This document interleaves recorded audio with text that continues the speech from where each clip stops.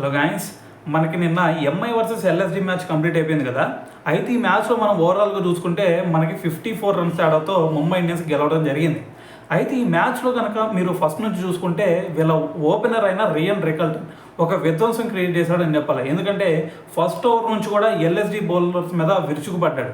So దీంట్లో చూసుకుంటే ఏకంగా 25 బాల్స్లోనే హాఫ్ సెంచరీ కంప్లీట్ చేశాడు. సో దాని తర్వాత ఓవరాల్గా చూసుకుంటే 32 బాల్స్లో 58 రన్స్ చేశాడు. సో దీంట్లో ఇంకా చెప్పాలంటే మనకి 6 4లు ఉండే, అలాగే 4 6లు కూడా కనిపించినాయి దీంట్లో.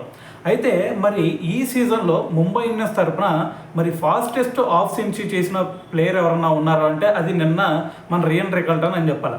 అయితే అంతకు ముందు చూసుకుంటే మరి ఈ రికార్డు 26 బాల్స్లో తిలక్ వర్మ హాఫ్ సెంచరీ చేసిన ఘనతగా మరి తిలక్ వర్మ పేరు ఉండేది. సో మరి నిన్నటి మ్యాచ్తో మరి రియన్ రికల్టన్ విధ్వంసం క్రియేట్ చేసి ఏకంగా 25 బాల్స్లోనే మరి హాఫ్ సెంచరీ అయితే క్లియర్ చేయడం జరిగింది. సో ఏదేమైనా సరే మరి నిన్న మ్యాచ్ గెలవడానికి మరి one of the key role ఎవరన్నా ఉన్నారు అంటే అది రియన్ రికల్టన్ అని చెప్పాలి. సో ఏదేమైనా సరే మరి ఈ రికార్డ్ని బ్రేక్ చేసిన వెనక సో దీని గురించి మరి మీరేమనుకుంటున్నారు అనేది కూడా కింద కామెంట్ చేయండి.